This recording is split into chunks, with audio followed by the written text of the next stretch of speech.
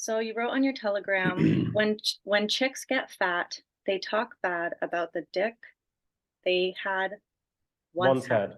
Yeah. Can you just clarify that? Yeah, sure. So, and I get it why you're asking this question at your particular stage in life. So, a lot of my expression, how do I address you, by the way? What's your good name? MJ. I just address you as MJ. Okay.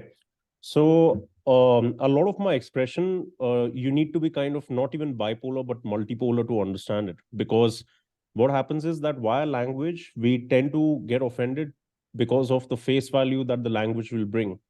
Now, to clarify this particular truism, which I kind of put out, is that you do understand that women have a nature to gossip or even to compete, for example, for when it comes to sexual resources and stuff like that. And the number one way, like how men compete by trying to accumulate things. And here we are talking about regular society. I'm not saying that this is right or wrong. All right. So, how men compete for sexual resources in order to gain more access to sexual success, they try to accumulate power, they try to accumulate resources, money, status, all of those kind of things. Women do it via psychological or grapevine communication, and what they try to do is, for example, either talk good or bad about certain people in order to make themselves look a certain way or to change the public perception of another woman. Like normally women gossip the most about other women usually, and they do it in order to change the sexual landscape or the reproduction landscape as much as is possible. This particular saying that when chicks get fat they talk bad about the dick they had once had is, for example, um, you have somebody who is in their best looking shape, and at that time obviously their attractiveness is a little bit higher, so the kind of men they get, whether it is for short term or it is for long term, at that time they're doing it because it's serving their own self interest. But then later, let's say if something happens in their life where, let's say, they stop taking care about their own health, and they become overweight. Normally in life, we have a defense mechanism where we would rather argue for our wrongdoing, that it is right and it should be accepted and tolerated. All right. Whether you take virtue signaling, whether you take pandemic related stuff, whatever. So instead of actually owning up to the fact that our attractiveness is lesser because we are unhealthy and we are unfit, and we don't even need to talk about it to other people, but rather what we do is whoever we had as a sexual mate before, because of whom our popularity in social circles or gossip circles was higher, now it is lesser. All right. And because of that, what we do is instead of owning up to personal responsibility, we would rather talk bad about the men who we had before, that I left him because blah blah blah blah blah blah blah blah blah blah blah blah blah. I'm talking kind of high school or university level consciousness. Does that make sense in some way? Yeah, I understand what you're saying. I definitely find I disagree with a lot of it. That's Um, fine. That's completely fine. yeah, I think like for me, firstly, I'll say like I've got a plethora of male friends who, you know, have quite a lot of stature, and a Mhm. lot of them really do prefer fat women. That's fine. But then also most of the And I like, don't sorry, sorry, go I ahead. wasn't finished. Go ahead. Go ahead. Um, I don't personally correlate someone's body shape with their health. I know that that's kind of counterculture, Mm-hmm. but for me, I think, there's a lot of skinny people with a lot of health issues, so fat to me is 100%. not the cause. And I'll just say very frankly, if Mm-hmm. I were going to interview someone on masculinity, they Mm-hmm. wouldn't be objectifying women, because that to me is very wounded masculine energy. I think That's fine. men who are in their grounded masculine don't feel the need to put down women on a Telegram channel. They don't feel the need to objectify women. They're too busy being grounded and stable and protector of everybody than making little comments like that. So I guess that's why I wanted to bring it to the attention, because I looked at you online and I was like, this person's so aligned. Like it feels like he's very grounded. Like I didn't think that you would be the type of person to put energy like that out. where you're objectifying someone, commenting on their weight. No, I'm If not someone's gossiping, commenting. whatever, everybody gossips. Like, I Yeah, get yeah. that. It's annoying. I don't like gossiping. I understand your complaint there. But for me, I was really like taken aback because I was like, I don't know. I don't know if this is the energy I want to put out. I don't know if I want to amplify that energy. So that's why I was Mm-hmm. just asking you to clarify. And yeah, let's still go on with No, this interview. I think we don't I'll have to agree 100%. No, 100%, of course. But the thing is that you have to understand one thing, that I'm not the one commenting or objectifying anyone. I'm not talking bad about either women or men. And if I put out any personal expression, it is about observations in society that we see. One, because of natural You human see. selection and behavior. No, it's But not what I your see. This observation is, isn't truth. That's subjective. no, it's not. So I understand why, for example, it could be more. That's why I said It's the I same understand. as women who walk around being like, men suck, men are trash. And it's like, okay, you've had life experiences that have showed you that men can act a certain way, but it's not the truth, right? The truth is that men are just on this planet figuring their lives out and they're not perfect. We're going to run into men who are amazing and noble and incredible. And we're going to run into 100%. men who are not. And it's just, And we it's the have to same with take each. women. Yes, but we have to take each situation as it is instead of being chicks who get fat do this. Like that's making a statement, right? Like you're saying if someone is this, they're doing that. And it's not necessarily the truth. And also referring to women as chicks and also saying that somehow being fat is bad, it's frankly just mean. So again, I never said that being That's fat is exactly bad. what you said. No, I haven't. Well, you That said is it was again, that then, unhealthy. for example, in the way that you will single out me, that this is what your perception is, the same way I can start singling you out, that this is your perception of my expression. See, you also don't know me well enough to understand the space from which I come. People who know me, for example, and I'm not boasting or anything, I'm just saying people who have witnessed me in a more uh, encompassing manner or have seen me speak over time, they know that I don't differentiate between men and women in the ways in which you are kind of doubtful, or in the ways in which you are thinking that this is masculine and this is not masculine, because technically everything is masculine or feminine, whether it is the immature expression of it or it is a mature expression of it. So, I mean, it needs kind of maybe more pondering upon to understand where I'm coming from, because this is not me trying to say that chicks who are fat are bad, first of all, because I myself have overweight female friends. Do I agree with their overweightedness or support them that you go girl? I don't, because I know it's bad for them. I actually make plans to go with them to the gym so that they can work on their health and live happier, healthier lives, because I care about them as human beings the same way I care about the rest of humanity. But I also care about the right of free speech and expression, in which not everything is going to sound nice to everyone's ears, and not everything is we are never going to be able to technically dissect human expression to figure out exactly what is accurate or not, simply because human expression also comes from a place of creativity, and it could be metaphorical, it could be poetic, it could be so many different things. So I'm on your side, and this is not me trying to prove to you that I'm on your side, but I just personally would not want to you to feel hurt in any way, or feel that, I'm not personally hurt. I'm just making yeah, sure that when I'm interviewing someone for my podcast, it's serving my community. And if I wanted to interview someone on the masculinity, I would want them to be embodying that. And I'm not saying that you're not. This is why I'm asking you to clarify. I just want clarification, right? So when I read, I study logic in university. So I read people who blank do blank. And that would kind of infer that, say, women who aren't fat, women who are fit, that they don't talk bad about their exes. I don't necessarily think that's true. I think 100%, they some do of them too. do And 100%. I've heard fit men do it, and I've heard fat men do it, and I've heard, gay people do it and lesbians do it. I don't Exactly. like I just don't understand. I guess I just don't understand the purpose of why you wrote that. That's all right. Okay. Okay. Well, let's get into the interview. I'm glad we cleared that up. For sure, for sure. So you mentioned immature masculine, immature feminine, and then mature. I like I like those terms. I usually say wounded or healed, but I think it's nicer to say immature or mature. How would you describe those four energies? So the immature versions of both them and the mature.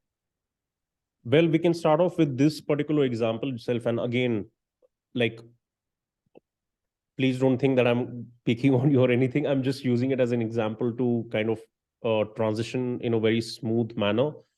That, for example, when we are not able to interpret something or understand something from either the dualistic perspective or the perspective of multiplicity, normally it is, in my opinion, a little bit on the immature side, whether it is a man, whether it is a woman, whatever it is, simply because the heavier the identification, for example, if you stick to this meaning which you perceive with all your being, then in my opinion, and again, this is not picking on you, this could be anyone, I could feel heavily offended about something which you would have said, but then I think it is more coming from a place of attachment to our ego in a lot of sense, simply because Like your we would, defensiveness.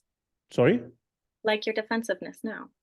yeah, so it would get stuck to something very, very seriously. But for example, if we are able to understand more and more different interpretations of the same phenomena, then I think it is on the maturer side, simply because one, it kind of shows that either we have had enough life experience that the child within us has been killed, and this is the child which holds us back, because a child is normally spoiled by the parents and by everything around, so he's used to getting things his or her way. um, and on the other side, you also have the child who is completely open to all kinds of experiences and is basically wondrous when it comes to the way that he or she goes around in this society. So the mature and the immature in terms of the masculine and the feminine could simply be, in one aspect, the more we are holding on to whatever role we have assigned ourselves to navigate this particular physical universe. Because technically, if you think about it, what I wrote or what you feel and everything outside of the two of us also talking right now, in a lot of ways, it does not matter. It basically is it comes with a very soon expiration date in the eons of time. So it doesn't really matter in a lot of ways. It does matter while we are here and while we are interacting and while we are engaging and we are trying to, at least from our side, embody love as well as like spread it around in whichever ways we can, for which, of course, open dialogue is necessary. um, but then in a lot of ways, if we are not able to, like, for example, if I was somebody who had no touch with the feminine inside me, then you would have found more of my expression all the time putting women down or abusing them or being mean to them or stuff like that.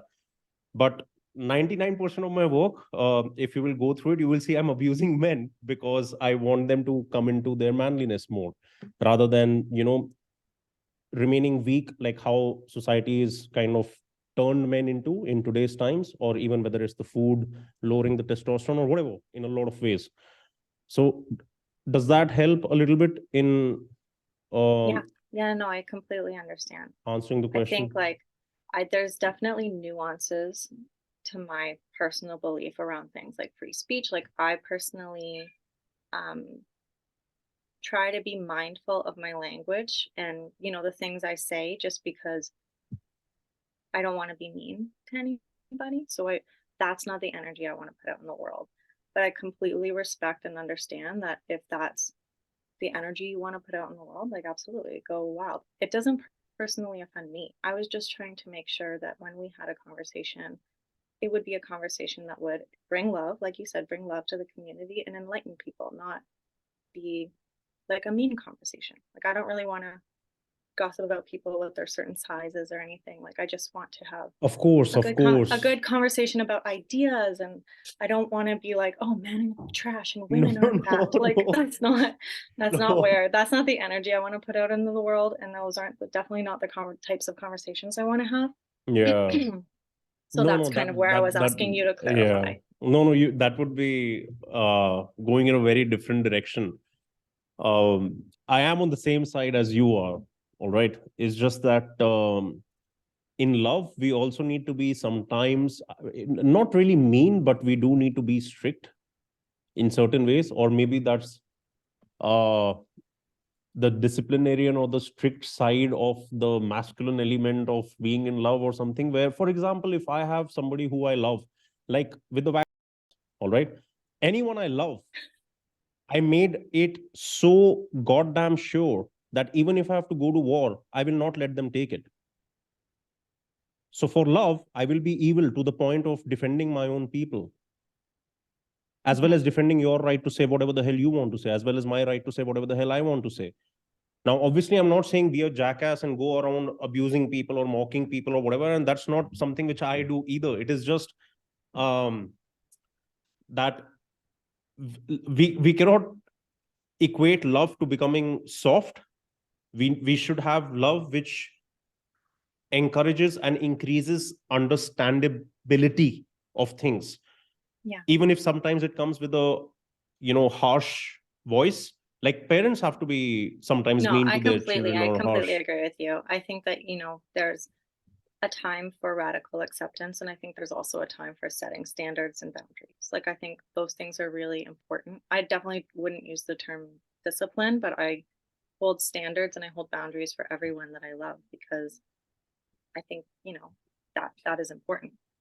Kind of like this conversation at the beginning. Like, one of my standards is that I don't want to sit around and talk bad about people. So that's why I asked you 100%. to clarify. So that's my standard.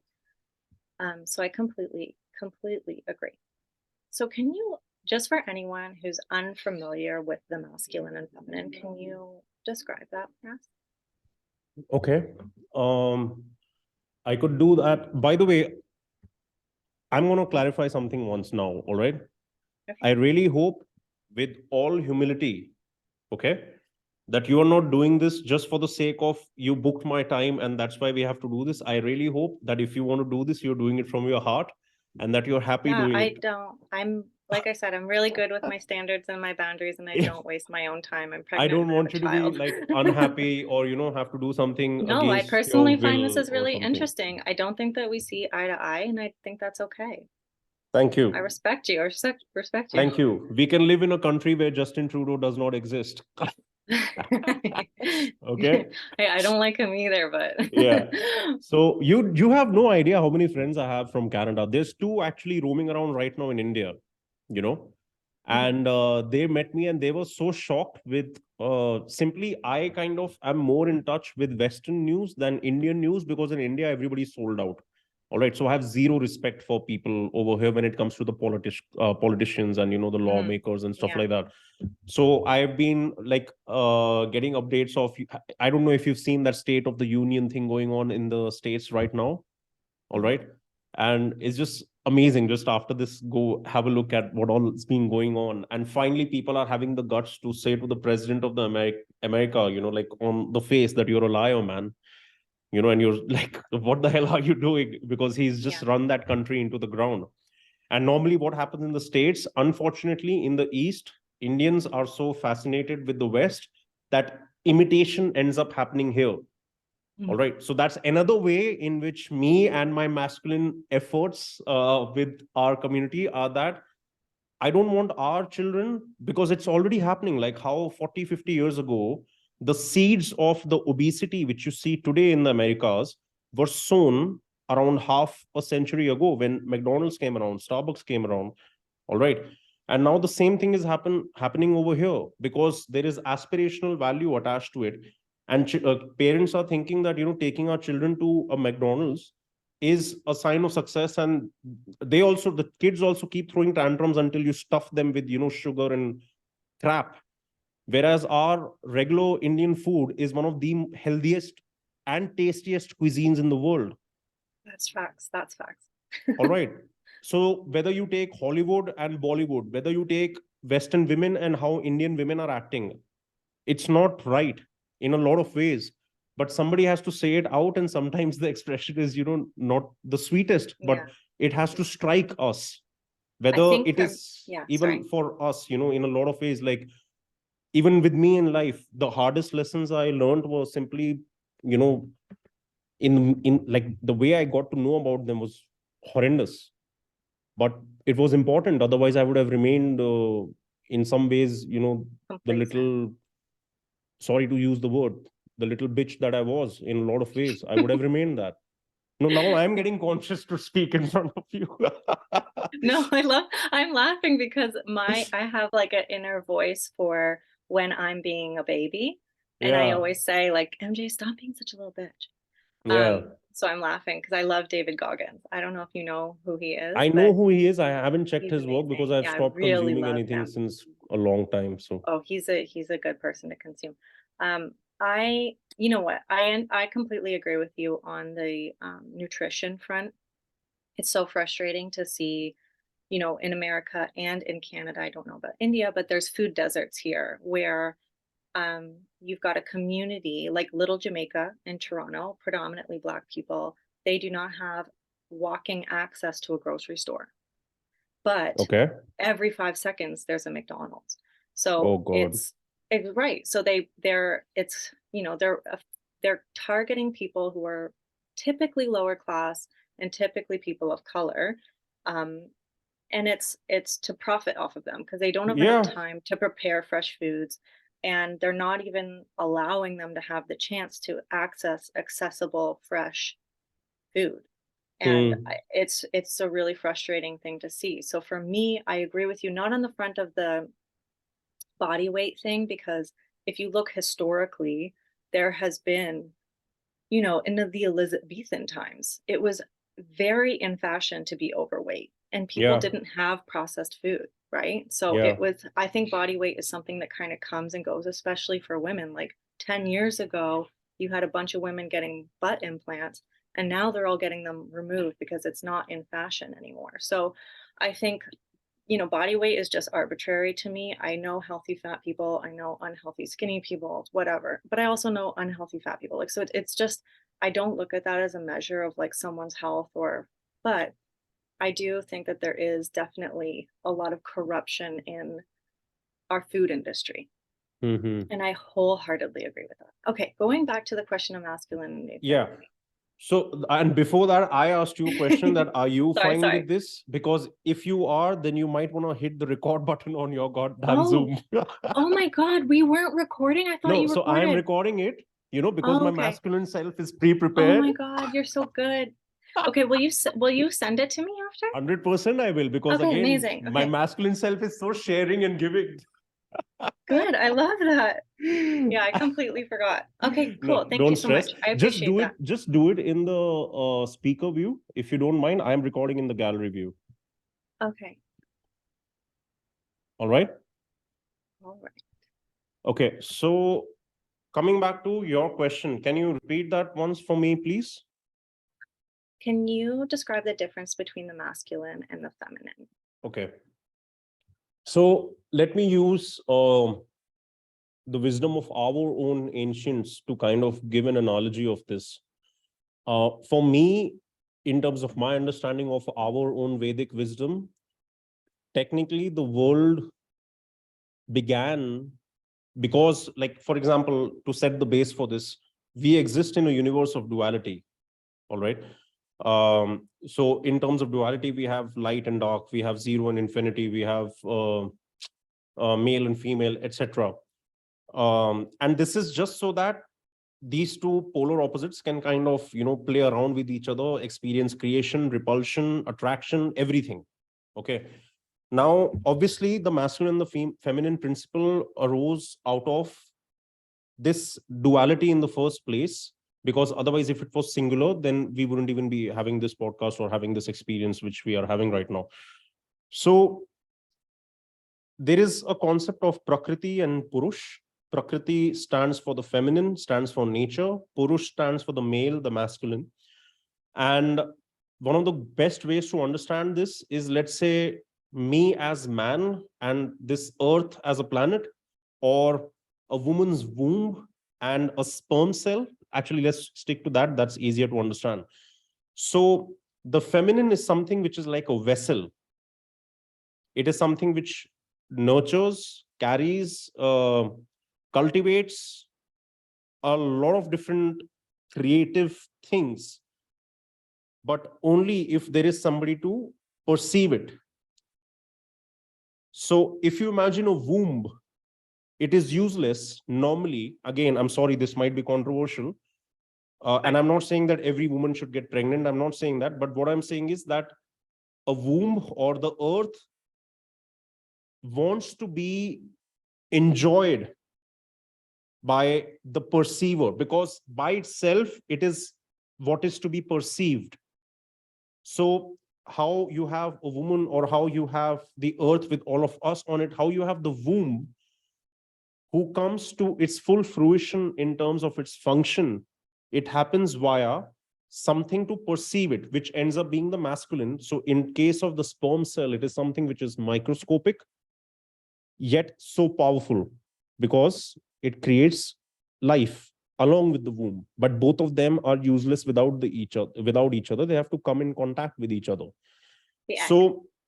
So another way to talk about the masculine and the feminine is, the feminine is what wants to be explored, and the masculine is what wants to explore.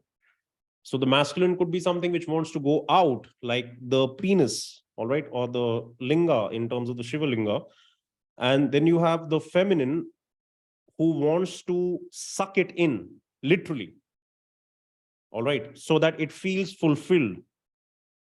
All right, because I know we live in a time of young independent women or whatever, but like, all of us are useless without being of service to each other. By living in isolation, or living in a way where we massage our ego, thinking that, I by myself am alone and enough. Okay, maybe to some extent in terms of survival, but in terms of fulfillment, it is difficult. Unless Yeah. you are, let's say, on a path of moksha, you have actually renounced everything. By the way, which if you will explore coming down to India, you will notice that very few women actually renounce. It is mostly men who renounce. Because for an ultimate free man, the desire is to renounce himself even from any possible force of Prakriti, whether it is an attractive woman, or whether it is what the feminine has created via interacting with the masculine, such as society, money, good cars, whatever. All right. Because even to create a good car, which is normally a masculine thing, engineering, all of that, mathematics, whatever, you need to have a creative mind to imagine something in the first instance. And that is your feminine principle coming into action. Mm-hmm. Yeah. So we all are continuously having sex inside of us between the masculine and the feminine. So true. So the feminine being something which is all encompassing, but it is useless if it does not have anything to encompass. The masculine being something which is exploratory, or is what will perceive Prakriti. The Purush is what will perceive Prakriti and be the one to appreciate its beauty. But again, it is useless if it doesn't get anything to appreciate. Yeah. Today, in terms of regular society, most men are running to get better jobs, in order to get better cars or houses, in order to get better women in most of the cases, because survival and reproduction is so heavily encoded into us. And the same way, women are trying to put their butts bigger and then get their butts smaller, simply because they're also trying to get the goddamn best men. Mm-hmm. Unfortunately, that's where the Titstagram culture has kept most of humanity stuck. Whereas there's so much more to life. So that's one aspect of my answer for this. No, that's beautiful. Yeah, that's a really, really beautiful way of describing it. And there is something so interesting about, I don't know much about Vedic history, but Taoism is something that I've studied, not in super in depth, but a little bit, especially with the difference with the sexes. And it's so interesting because, like, Taoist sexual practices, a lot of it has to do with men and semen retention and restriction. So it's a lot of, like, seems like the masculine does really well with, like, a lot of restriction. They want, like, men love, or they don't all love, but a lot of them do really well with, meditating, sitting still. Whereas a lot of women that I talk to, and in Taoism, women are supposed to orgasm twice a day. And women are supposed to do movement practices and chanting and singing and be more in flow. And I found that so interesting. I mean, I'm sure it's not true for everybody because we're all so unique, but for me, it's so true. Like the idea of restricting myself from having orgasms sounds terrible. I would never want to do that. I wouldn't feel good for me. Whereas I know for men, because ejaculation contains zinc and it contains so much energy source for men, it can be, over ejaculating or watching porn all the time can be very detrimental to overall willpower or health, just mitochondrial health, looking at it from a physiological point of view. And for women, you know, seeking pleasure or being in the world and having beautiful things is something that can be very spiritual, which is so interesting. But we grow up in a world where it's like, it's very man centric in the sense that a lot of what we learn is what's good for men. And it's been really interesting for me to explore those more ancient teachings because a lot of them do incorporate both energies and then talk about what's good for both. And it's been really eye-opening for me. Okay.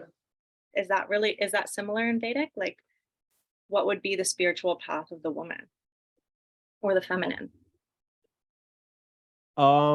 Actually, I would first speak for the men because I know that everything which you just spoke, from Taoism to zinc to philosophy, the physiology aspect to the restriction aspect, all of this. Unfortunately, today the way knowledge spreads around is via what is the most marketable, in my opinion. So today you have a best-selling book called The Subtle Art of Not Giving a Fuck. All right. Just because a lot of chicks sitting in Starbucks with a coffee cup in their hands started putting it on their Instagram stories, I think that's how it kind of got mostly popular, because I personally know that author's previous work in the pickup artistry industry, etc., etc. And I know that the core content of that, again, and I'm not passing a judgment, I just know that nowadays, if something is sounding good or sounds counter to what is going on, it ends up, catching the wave of popularity slowly, and it works out. So when it comes to all the things which you mentioned, everything has its own place, 100%.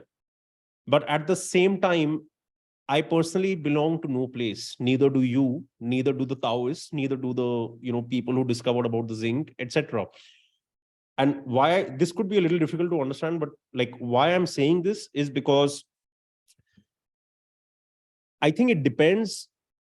It's not about restriction. I think it's more about a conscious release when it comes to sexual engagement for men. In my experience, or whatever I have witnessed up until now, is that most men are basically so desperate for sex, as well as at the same time demonized for having that desire, that there is so much of negativity in the pursuit towards achieving that goal that it's never authentic in a lot of ways. All right. Like, for example, if you would think of the first few times when you would have started having sex, probably most of the men, that normally a young girl would come across, and they would be younger men normally, that they would still be a little awkward, or they would not be able to fully open up in bed. All right. And again, I'm talking in terms of a general observation, because I think men take way too long to get comfortable with their own sexual self, because I don't know how many people are actually addressing that. There's a lot of talk about women's pleasure, etc., but I don't know about the men's side of it. And on the men's side of it, it's going the opposite way, because NoFap came in and became like a massive trend thanks I to don't know what that YouTubers. is. NoFap is basically a cheat code version of the Taoist version of semen retention. All right. So the concept of semen retention is, first of all, not even originally from Taoism. It is, again, I think, from the Vedas. And it is so because, yes, our sexual fluids contain the life essence in a lot of ways, but there is no hard and fast rule in terms of, that we should 100% restrict it or not restrict it, because whether you're using it or not using it, are you doing it because that's how comfortable you feel right now with yourself, versus are you doing it because that is what has been taught to you, or you've come across that knowledge somewhere that this will help me. Because most of the improvement which today humans are doing, even in terms of whether it's consciousness or self improvement, whether it's listening to podcasts, whether it's YouTube, again, it is at a very selfish level of ego advancement through society and victory and trying to get ahead, which is, I don't understand where the hell are we trying to get ahead. Technically everybody is already a winner and a loser, but again, that's a very different and deep topic. But like, when it comes to sex and the sexual fluids for men, yes, restriction will help those who, let's say, need to break patterns where they are addicted to pornography, masturbation, etc. But for a lot of people, whether male or female, the flow of energy, if it is flowing, then it's going to remain, it'll continuously cleanse and it'll continuously energize you. I personally, and again, I'm not coloring this with my personal experience. Like, I've been working with men now for a very long time and studying all of this for a even much longer time. But I personally feel that having authentic, pure sex where I can white out and dissolve into, being the person in the company of whom the feminine can just become a monster and an angel at the same time, I never ever felt depleted because of it. That's really beautiful. Number one. And number two, along with that, I actually like the intensity and passion with which I get into that act. That same intensity and passion carries over to every other aspect of my life. So my work is more productive. My training is hard fucking core. All right. Every aspect of my life is just beautiful. But if I'm having sex in a repressed manner, where let's say now I'm going to practice nofap, or I will restrict my sexual fluids, but then obviously my animalistic drives are catching up to me, and then I end up doing something, then I do it in hiding from my own eyes, as well as I do it in a way where there is some amount of guilt attached to it. So the flow of energy is not with the gates open. I find it very stupid when it comes to humanity that we are nowadays trying to discuss the right and wrong of things. Besides a basic set of natural born rights, I don't think there is anything which is right or wrong, because what matters is that do we have the awareness in terms of how we are doing something, more than, okay, so if I start retaining my sperm, I will become more productive as a man. Then fuck you. You have no understanding of your own sperm and your, sexual function. Yeah. You So should you're rather saying, learn to live with it than live against it.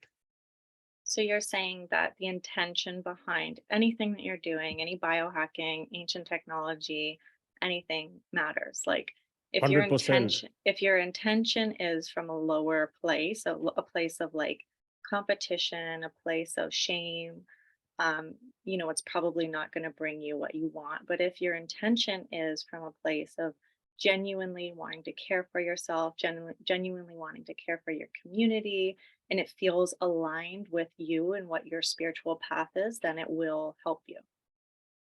And it doesn't matter what you're choosing. You can choose to, follow this rule or that rule. It's just, and it's going to be different for everybody, but it's like, how does it feel for you and what is your intention behind it? I love that. That's really beautiful. I think that's a really big truth. And I think it's a truth that a lot of people need to hear today, because you're right. There's so much health and wellness and spiritual advice out there. And, you have to have the discernment to follow what's best for you and what makes sense for you personally, not, oh, because they're doing it, I should do it. And because they have a hot wife, I'll get a hot wife, or whatever. Yeah, if I round that off, I would round that off with most people are not doing the things for the sake of the experience itself. They're doing it to plan a set of outcomes and integrate that into the rest of their life, which is so freaking stupid. People are trying to play God with their own life when they themselves don't know after 1 hour what kind of thoughts is their mind going to be processing. The ego is through the fucking roof in every sense, whether at the micro level of one individual or whether at the macro level of one community, whether vegan or whether meat eaters, whether whatever the fuck it is, it's stupid. If you think about it, everything boils down to very, very, like, I have a talk which I will release on when I basically give birth to myself again, because I kind of killed myself for the sake of what I'm doing for the purpose of masculinity. So when I bring myself alive again, there's a talk which is the currencies of the future, something like that. And simplicity is one of them. Because today everything is overly complicated. Even to get better in life, people are listening to podcasts. Yes, I can understand up to one level it is helpful. I myself have a podcast and I'm speaking against, podcasting and stuff. But the thing is, if I'm just stuck listening to podcasts and I'm just trying to stay on top of, okay, what's the latest information? What did Joe Rogan say? What did Gary Brecka say? What did the, biohackers say? What did the spiritual gurus say? What the hell? First of all, we are learning all of this on virtual goddamn platforms. You can't even feel the authentic energy of that other being. You want to learn from someone, you should go to them. That is the original way. Sit down at their feet and actually learn from them. But again, we don't have those kind of gurus also in today's world. Because if you already think you're a guru, then you've stopped learning. And if you would have read more of my Telegram, then I've written what good is a guru who himself stops learning. So everything, in my opinion, is very simple. It's just that one, either we are trying to build our life in a certain way, or two, and because all of this, right, we do it with the hope of certain result and that it will bring me to a better place in my life. That's the first step that you have already taken towards your own disappointment. Because you have set expectations at such a massive choreographed level that 100% everything is not going to work out like that. And even if it works out for you, 100%, that's fantastic, but that result will come at a cost. And that cost you cannot fathom or imagine when you're, let's say, 20 years old and, somebody is setting up self-improvement targets of my next 5-year goals and, stuff like that. This is all fine because, again, I am nobody to say what is right and wrong. But I just want us to have fun and actually be in the experience rather than participate in experience by already imagining the, prize distribution later, the results of it. Because already I have corrupted my own efforts in so many ways. Like today, I'm having this podcast with you where you started it in a way very unexpected for me, but it doesn't irk me in any way simply because by now the kind of shit I've gone through in life, I'm ready for anything. I'm ready if we were sitting face to face and I was like, wow, today I'm meeting somebody from Canada for a podcast and you shoot me to death. I just asked you to clarify. I'm not judging you. No. You're very offended and it's okay. I was just asking you to clarify what you said. No, I'm using this as an example to share with you the readiness which we should have for anything in life, because only then can we actually enjoy every wondrous moment, right? Whether good or bad, at least the word you used at the start, aligned. So I want the flow of my personal energy source to be in tandem and synchronicity with the cosmic flow. Does that make sense? Yeah. That's what I'm saying. I love it. You mentioned that, one of the things that you try to do is, I might put a word in your mouth that is not true, but you want to have a certain energy towards weak men. How would you describe a weak man? So now I'll come to actually the point of language, because even right now when I said this, and for example, you thought that I'm still kind of caught up or offended with something. The problem is that language most of the time is the first distortion of whatever expression we originally want to, put out. Because simply we need, like, what is language? It's like money in a way. It's a technology which helps all of us come to some common denominator. All right. In terms of language, we use it for communication. Money, we use it for transaction because it's like a secure source. No, I understand that language is subjective. Yes. Yeah, energy and stuff like that. So when it comes to, let's say, whether a man is weak or whether a man is strong, or what is my opinion of a weak man. So first of all, I don't have any opinion. Second of all, every man is weak and strong at the same time, just like how every woman can be everything at the same time.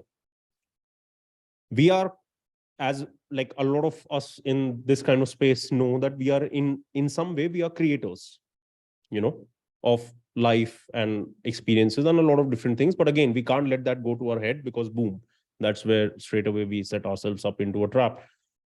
So I could be weak right now and I could be strong right now, simply based on how, let's say, I'm directing my willpower. And when I say willpower, I'm not talking about regular willpower, I'm talking about my will. Like, so if I'm a force, I'm being felt simply because of my existence, which is willing itself out into the world. But what I'm doing right now could be an incredibly stupid thing, because let's say I have great skill sets to become a great sportsman, but then right now I'm doing things like coaching and speaking and stuff like that, and maybe I'm doing that because I'm afraid of competition in the sports arena. So I could be doing this well, but I could be doing this well out of escapism from something else. The universe of possibilities for all of us contains so many permutations and combinations that even if God himself came down and gave us authentic, true language, most of us will not be able to understand it, simply because of the amount of coloring which is already impressioned upon us. Like we will forever be a work in progress. It will be a project that we'll be working on for our entire life ourselves, because we have to be continuously deconstructing and constructing it, in a lot of different ways, because again, duality, right? So if a pendulum is swinging, there is never any one point in that space in which a pendulum swings where it finds rest, or it finds that this is the best place for me, because any one place where it settles down on, it's lost its true essence. So our aim going through life in a lot of ways is to keep moving, whether it is constructive or deconstructive. So that's why I was talking about language, because according to me, I think that's what you asked me, right? What according to me is a weak man? Yeah, it was a term you used and I just wanted you to define it. Yeah. So But if you don't have a definition, you don't know, that's okay. I can come up with an example just for the sake of answering that question. A weak man could be somebody who's living based on what is being dictated to him rather than him dictating his own terms in life in a lot of ways. And I'm not saying by being an asshole or a braggart. I'm talking in terms of not letting anybody walk all over him, in terms of in front of him, if somebody is carrying out injustice, such as hurting children or hurting women or hurting, I don't know, even his own honor, and he just keeps taking it. So these are examples of where I would find weakness in myself as a man. Okay, so there's like a certain amount of sovereignty. 100%. 100%. That's so needed in today's times. And that probably transfers over the same to like a weak woman. I actually am concerned if I should go into the territory of You're like, I'm not gonna talk about women anymore.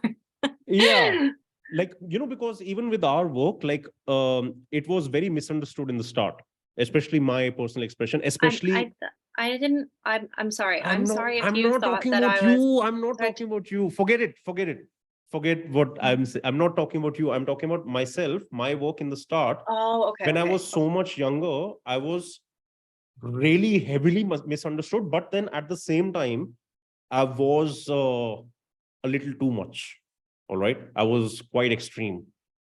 Like I literally had no filters whatsoever. That scared the shit out of people. All right. So, and then again, a lot of things happened. And then now my expression is a little more mature.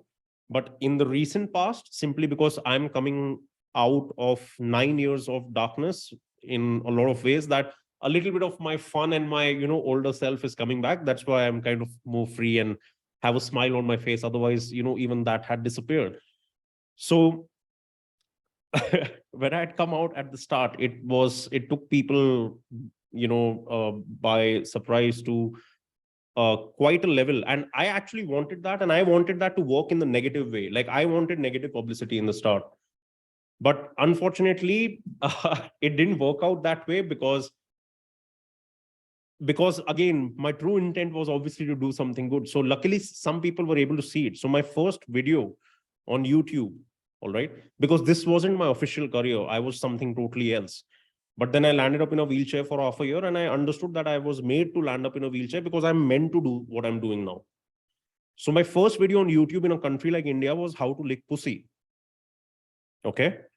Now, for a country like India, where, as what you might have heard in the West with the news, is that, oh my God, so many rapes happen in India and it's so unsafe for women.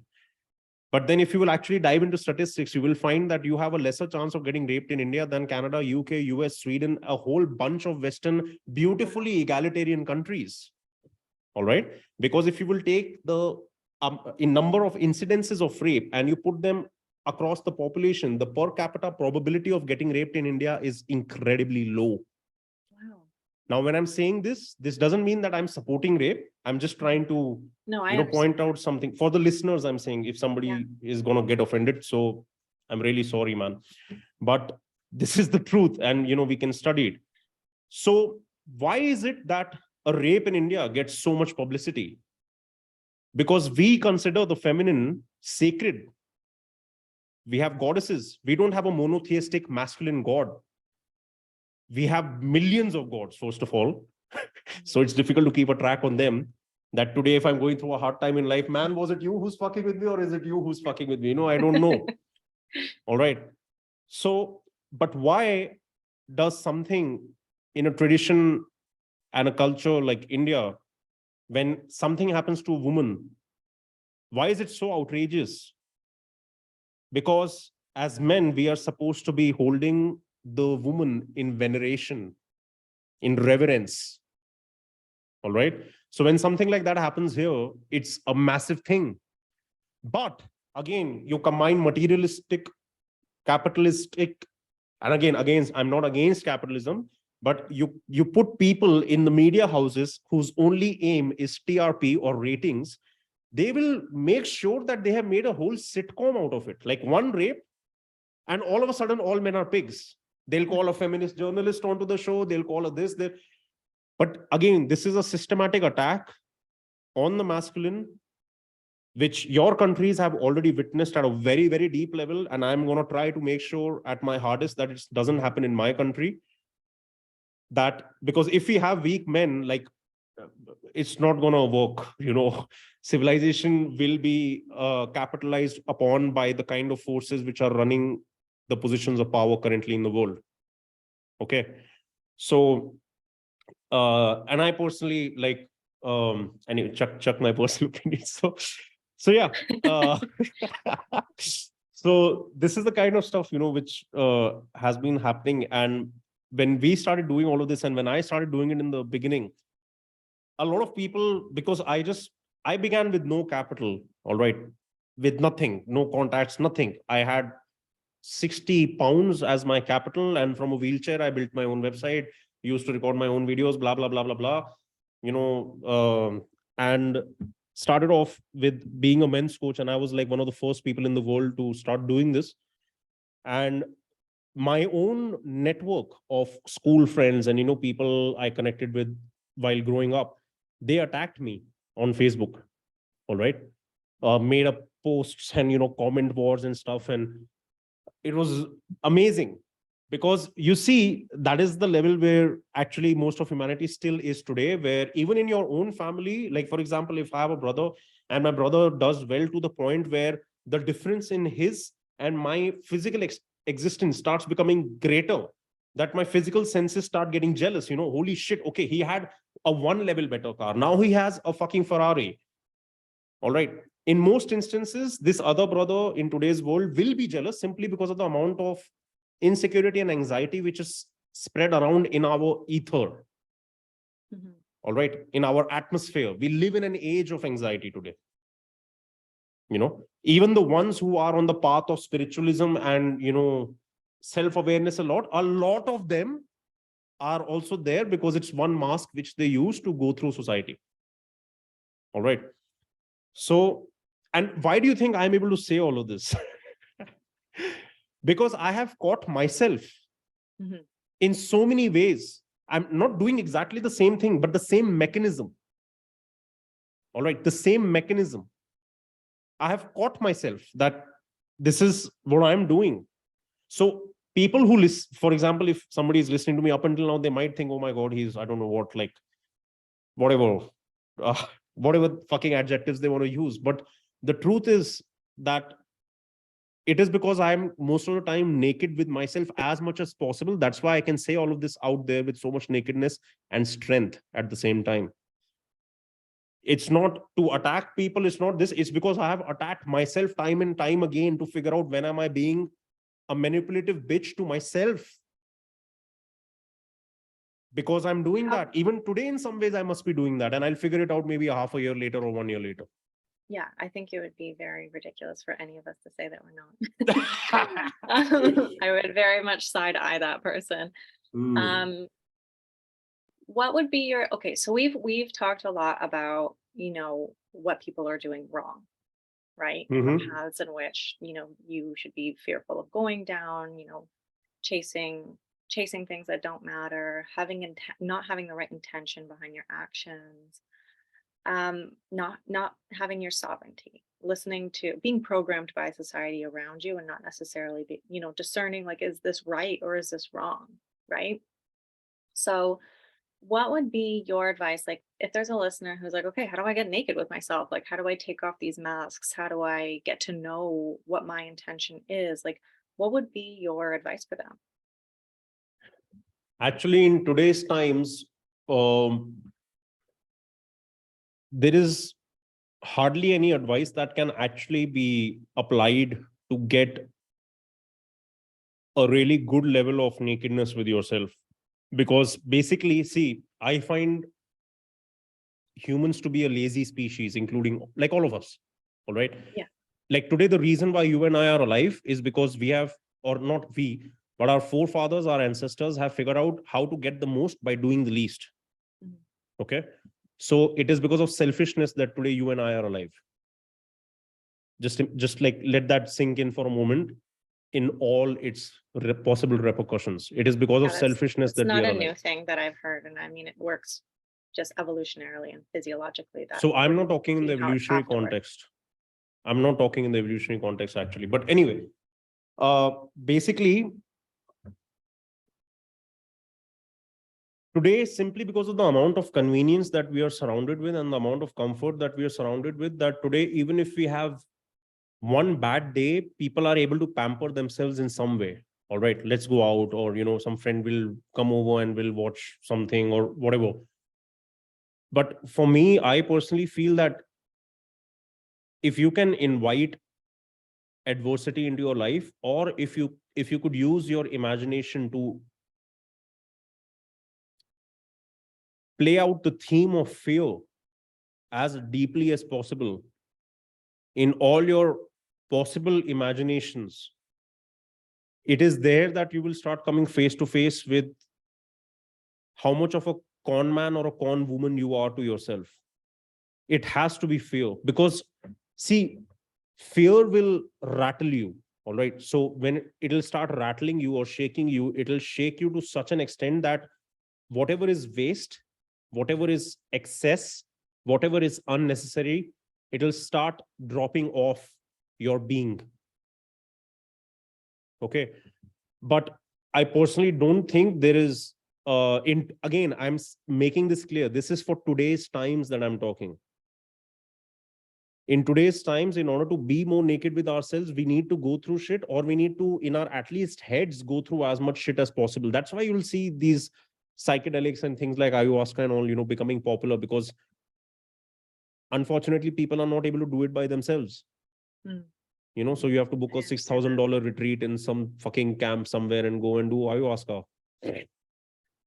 Whereas, like, again, what is ayahuasca if not just your brain again only doing the actual work? It's not the ayahuasca. That is just one catalyst, but you could have a catalyst such as a really horrible life experience. You could have a catalyst such as something which you voluntarily invite into your life.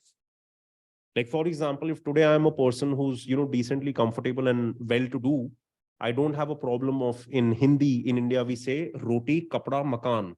Roti is bread, kapda is clothing, makan is the house. All right. So let's say I have, you know, the basic necessities of today's life, and I am even, let's say, a little bit wealthier than that. So for someone like me to actually get naked with myself, I literally should even if it is for a temporary, period of time, let's say 1 month. Let's say I travel to a country like Cambodia, but I don't take my bank account with me.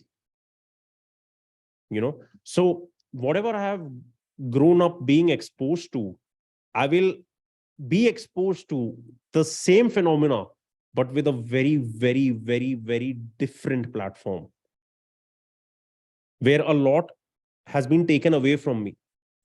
And a lot which has been taken away from me, normally we are so used to it that we don't know how to exist without it. And maybe I'm using a shitty example when it comes to just, the bank and the this and the that. But even in terms of, let's say, my ability to walk, if suddenly tomorrow I just take crutches, even if I can walk, but I act 1 week that I'm handicapped and I can't walk, that will humble me in a lot of ways, because I have to figure out solutions with decreased ability. And as soon as I have to come face to face with, okay, my ability is lesser, boom, now you're starting to encounter your own fear. That's when the rattling will happen in some way in the start, because in the start, you're so used to having certain ability.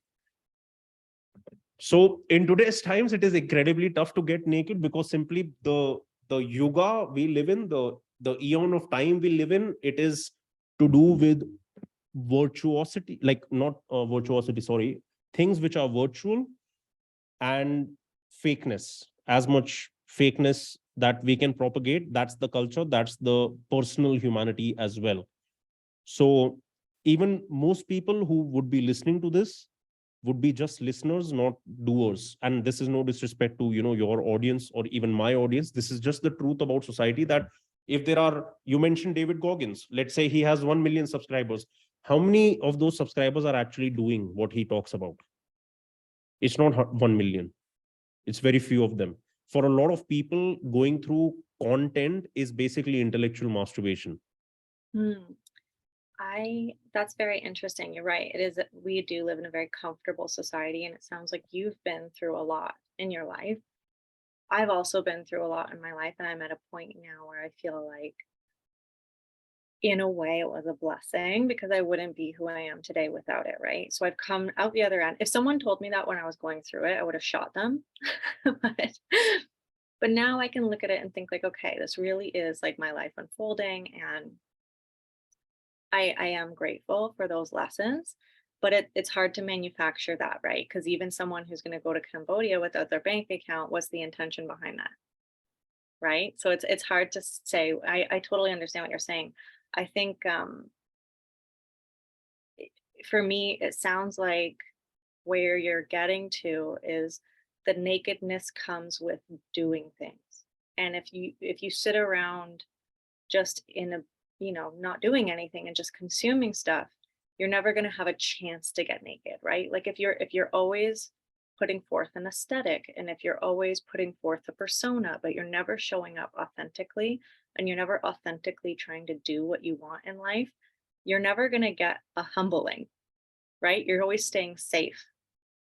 So I think that's definitely been true for me with starting my own business. Like I've been humbled, I don't even know how many times. And I now I welcome it, because I'm like, great, this is growth. Like I don't want to be a one-dimensional person. I don't want to show up and think I'm perfect. Like we aren't one-dimensional.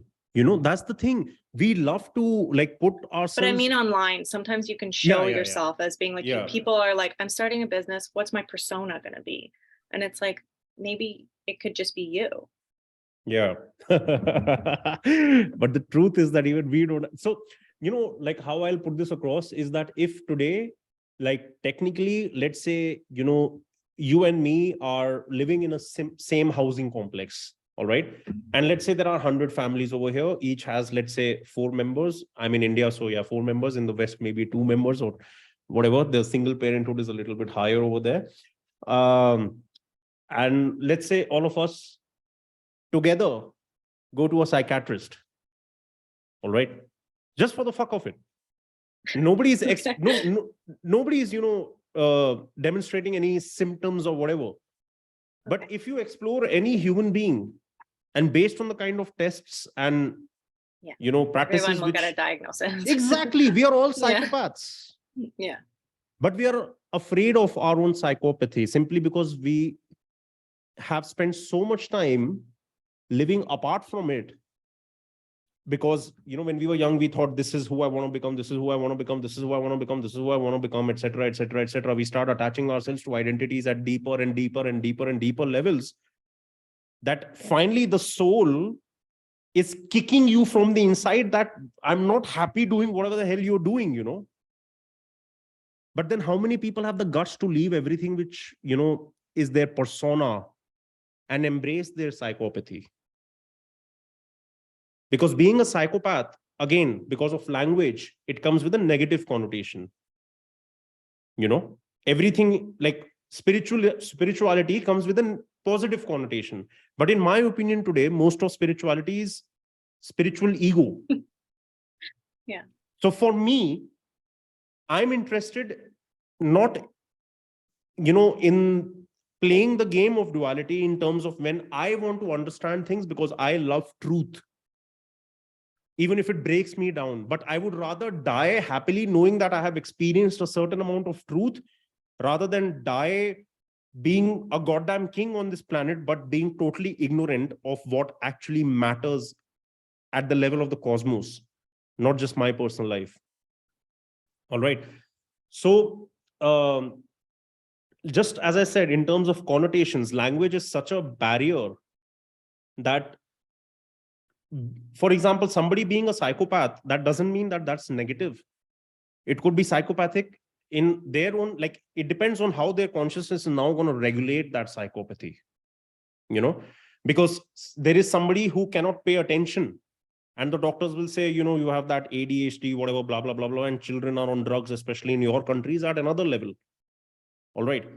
But if I could figure out how to be 100% at the same time in multiple different places where my attention is going, automatically I'm using more of my brain than most humans actually use their brain to the extent.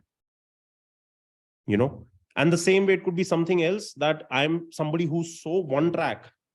But then being that one track is really great if I want to do an invention such as creating the light bulb, because until I don't solve that problem, I cannot stop.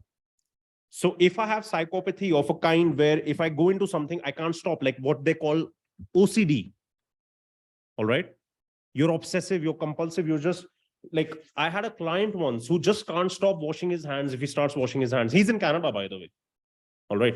He can't. My first client was in Canada, by the way, but that was from Alberta. All right. So he couldn't stop washing his hands. When he would start washing the utensils, he cannot stop, doing the dishes.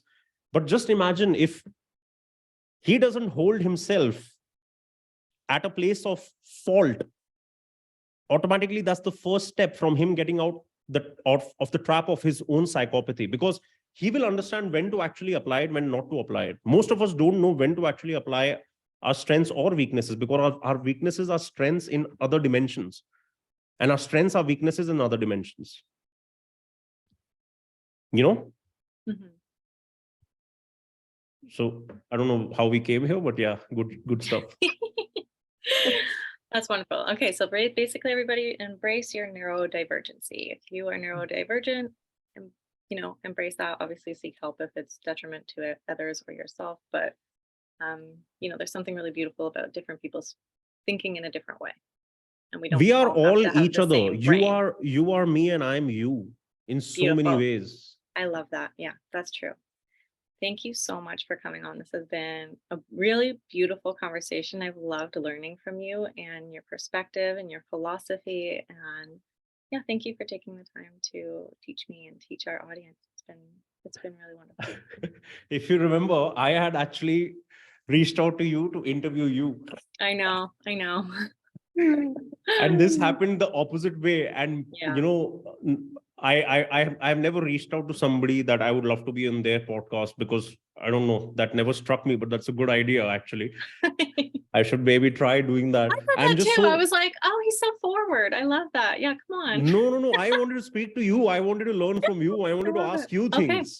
Well, we'll do it. I'll go on your podcast and we'll exchange, and you can comb through my content and be like, what is she saying that I don't agree with? And you're going to open it up. Put me on the spot. Damn. But I like really keeping all this aside, all right, I really hope from the bottom of my heart that, whichever way you took me, that like, I don't have an intention to hurt anyone, Right. Yeah, I don't think you that. know? I just wanted a clarification. Again, I want this platform to be enlightening and I want it Yeah. to be filled with love.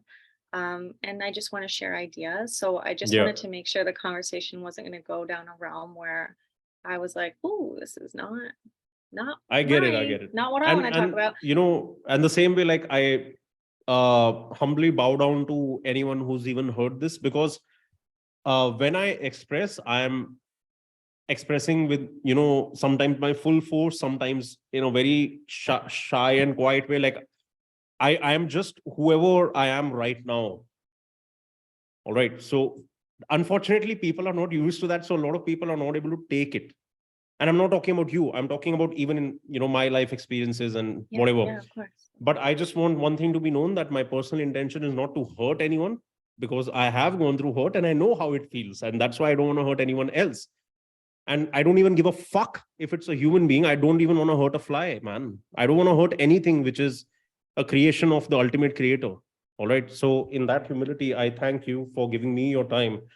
And even though it happened as, I don't know, a mental slip, and I'm the one who was interviewed, but whatever, Yeah. I'm just thankful for the time, for the conversation, and for somebody to try to also, prick me and stuff. I just loved it. I I'm so didn't want to thankful. trick you. I No, just prick, asked you to prick, clarify. prick, Oh, prick, prick, not prick. trick. Yeah. Yeah, yeah, Okay. yeah. No, you know what? Yeah. I personally like, this is going to sound really self-indulgent, but I really love when people, ask for clarification when they read something that could be misunderstood or could be taken as being offensive. Like, I think that's an important place to start, is to say, can you clarify this? Because I experience a lot online where people will read something that I've written and they come at me and attack me. You're this or you're that. And I'm like, wait, what do you think I said? And they'll tell me something and it's always vastly different than what I said, what I intended to say. So I experience the language subjectivity all the time. And I always explain myself, I'm not trying to defend myself, but this was what I was trying to say. And then we're like, oh, we have this big revelation where it's like, oh, you misunderstood me. So I've learned in my life that when you read something that can be taken in multiple different ways, can be really offensive, to just ask the person for clarification. And there's times where I do it and the person's like, no, I'm racist. And I'm like, okay, like that's fine. I mean, it's not fine to me, but like, let's just not waste the next hour and a half of our time, because that's not something I want on my personal platform. So good day, love to you, like, or whatever. And then there's times where I find out that I completely misunderstood that person. Yeah, yeah. So in that conversation, I learned that you have a value, which is on personal health. And I understand that it's not the same as mine, and that's okay. Like, we're allowed to be different people. And then you also have a value where, you don't want people to gossip against each other. I agree with that. It wouldn't have been the way I would have, you know, wouldn't have been what I would have said, but that's okay. I just wanted clarification. So I'm sorry if you felt pricked. I do have, like, I You know know I can what? come What you very. did, what you did, and hopefully humanity does that. That is how you have the biggest superstar of your country, Jordan Peterson, by the way. Because if nobody would have tried to dive deeper into why that man stood up against a bunch of those idiotic students trying to fucking just suppress him, nobody would have understood him.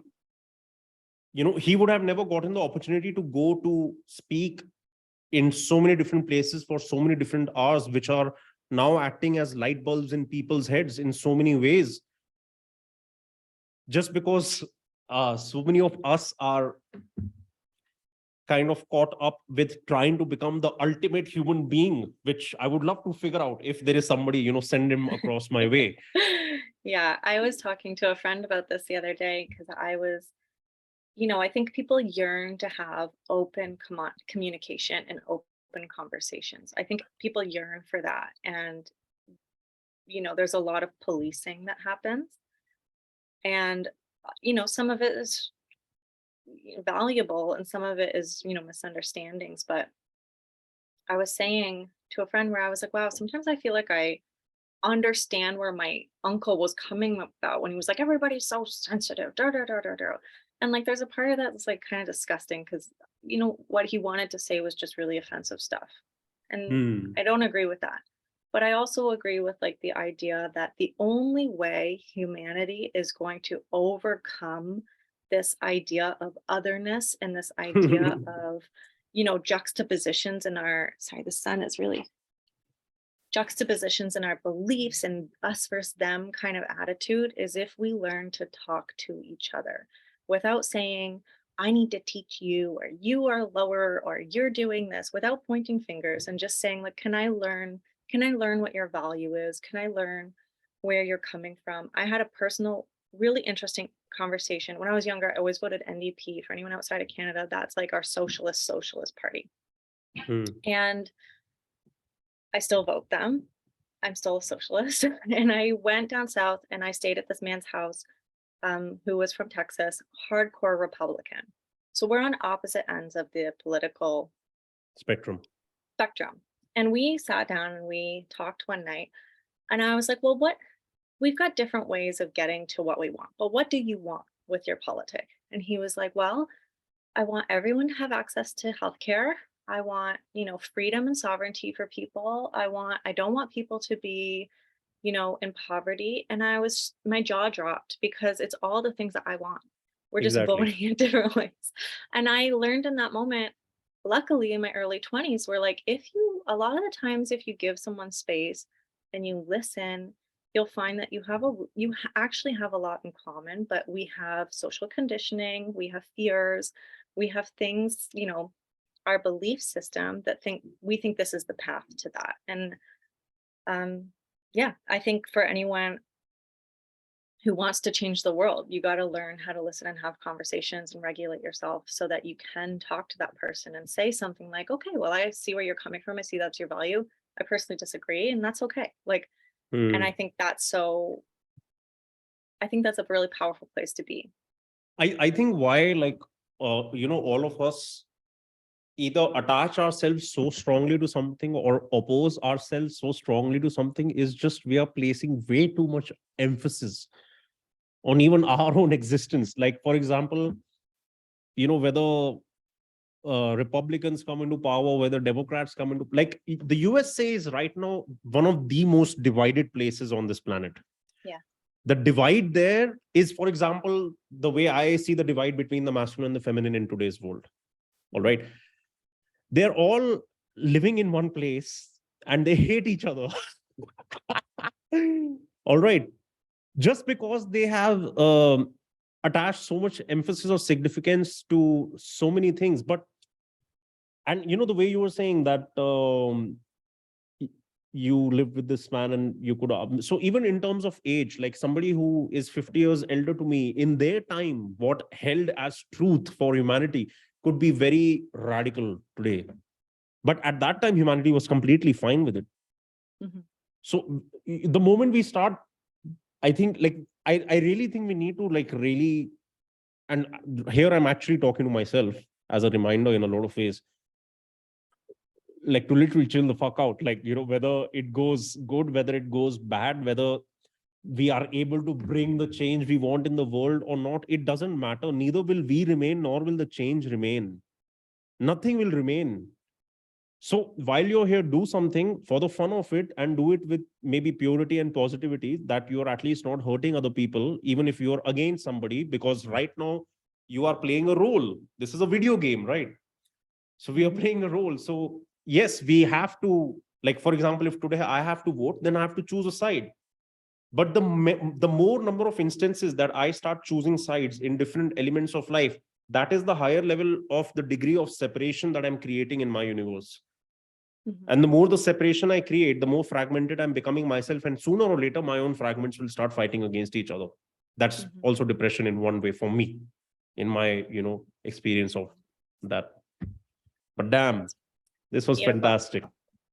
Thank you so much thank you again. Been really Thank you. Thank you so much. Thank you so much. And please, I remember you mentioned that, you have a second life incoming into your life. And I really, really wish you the best from the bottom of my heart. I think I sent you something on this even on Instagram when I came to know that you were running busy and stuff. I am super happy that you have this family and that you guys are bringing in another life. I couldn't be happier when I heard that news, even though I wouldn't even care whether we end up talking or not. But it's just nice to see nice things happening. So I really wish you and your future one the best in every Thank sense. you so much. Thank you.